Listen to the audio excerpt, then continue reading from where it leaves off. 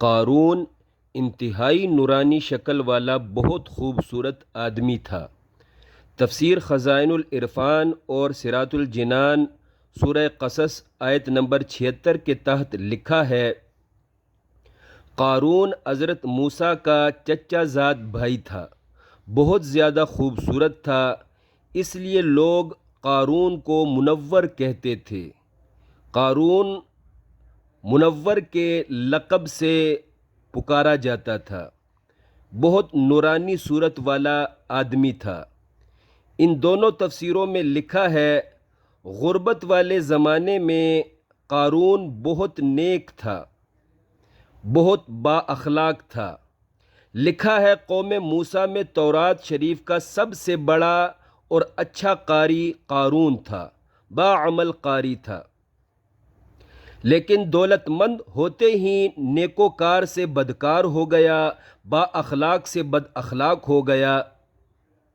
سوال یہ ہے، قارون تو نیک غریب انسان تھا، پھر قارون نے دولت کیسے بنائی اور قارون کیسے نافرمان ہوا؟ تو سنیے، قارون نے اپنی مسلم قوم سے منافقانہ سیاست کی، یعنی اپنی مسلمان قوم بنی اسرائیل سے چھپی غداری کی اور فرعون کا قریبی محبوب بن گیا۔ اس لیے کچھ عرصے بعد فرعون نے قارون کو بنی اسرائیلی 6 لاکھ لوگوں پر، 6 لاکھ عوام پر اپنا وزیر خاص مقرر کر دیا۔ قارون نے فرعونی حکومت سے خوب مال و زر سمیٹا۔ تفسیروں میں لکھا ہے، قارون کو سونا بنانے کا فن بھی معلوم ہو گیا۔ اس کے بعد قارون نے خوب سونا بنایا، خوب مال و زر بڑھایا۔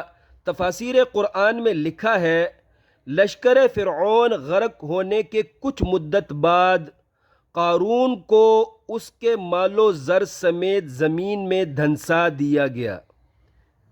جب قوم موسیٰ نے دریائے نیل پار کر کے فرعونیوں سے نجات حاصل کی تو قارون نے بھی اپنی قوم کے ساتھ دریا پار کر کے نجات حاصل کی۔ لیکن کچھ عرصے بعد قوم موسیٰ کے لیے عرش الہی سے زکوٰۃ دینے کا حکم الہی نازل ہوا، یعنی قوم موسیٰ پر زکوٰۃ دینا فرض کر دیا گیا۔ تب حضرت موسیٰ نے اپنے چچا زاد بھائی قارون سے کہا کہ اپنے مال سے زکوٰۃ دو، تم پر زکوٰۃ دینا فرض ہے، اپنے مال سے اتنا مال زکوٰۃ دو۔ اس شرعی حکم پر قارون غصے میں آ گیا اور بولا، زکوٰۃ کا حکم اے موسیٰ تمہارا اپنا ذاتی حکم ہے، یہ حکم الہی نہیں ہے۔ اس کے بعد قارون نے کھل کر حضرت موسیٰ کی مخالفت شروع کر دی، حتیٰ کہ ایک دن قارون نے ایک بد چلن حسین لڑکی کو مالی لالچ دی تو اس لڑکی نے قارون کے کہنے پر حضرت موسیٰ پر اپنے ساتھ بدکاری کرنے کا الزام لگا دیا۔ حضرت موسیٰ نے بھرے مجمع میں اس لڑکی کو بلایا، اسے خوف آخرت دلایا۔ تب اس لڑکی نے پوری قوم موسیٰ کے سامنے سچی حقیقت حال بیان کر دی اور قارون کی سازش کھول کے رکھ دی۔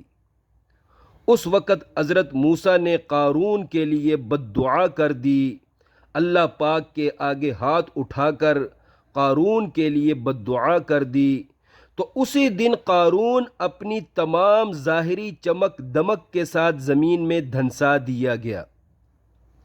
قرآن پاک میں اللہ پاک ارشاد فرماتا ہے، فَخَسَفْنَا بِهِ وَبِدَارِهِ الْأَرْضِ، ہم نے قارون اور اس کے گھر کو زمین میں دھنسا دیا۔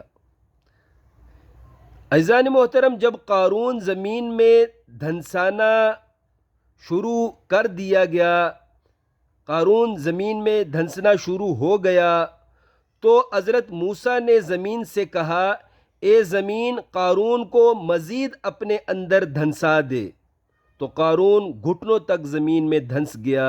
حضرت موسیٰ نے زمین سے کہا، اور دھنسا، قارون کمر تک زمین میں دھنس گیا۔ حضرت موسیٰ نے کہا، اے زمین اور اسے اپنے اندر دھنسا، تو قارون گردن تک زمین میں دھنس گیا۔ اب قارون نے منت سماجت میں انتہا کر دی، اور اس موقع پر قارون نے اللہ پاک کی قسمیں اٹھائی، بولا اے میرے چچا زاد بھائی، اے اللہ کے سچے رسول، اے موسیٰ، مجھے معاف کر دو، خدا کی قسم میں کبھی بھی دوبارہ کسی پر ظلم نہیں کروں گا، کسی کو اذیت نہیں دوں گا۔ لیکن حضرت موسیٰ نے ظالم قارون پر کوئی ترس نہ کھایا اور زمین کو آرڈر دیا اس بدبخت ظالم کو مکمل طور پر اپنے اندر دھنسا دے، اور پھر قارون مکمل زمین میں دھنس گیا۔ سوال ہے حضرت موسیٰ کو اپنے کزن قارون پر ترس کیوں نہ آیا؟ جواب: اس لیے کہ مستقل اذیت دینے والے ظالم پر ترس کھانے سے ظالم مزید بے باک ہو جاتا ہے، مزید بے خوف ہو کر ظلم جاری رکھتا ہے۔ اس لیے اللہ پاک کی عادت ہے مستقل اذیت دینے والے ظالموں کو اللہ ہدایت نہیں دیتا، بلکہ ایسے ظالموں کو اللہ نیست و نابود کر دیتا ہے، گندی موت سے ہلاک کر دیتا ہے۔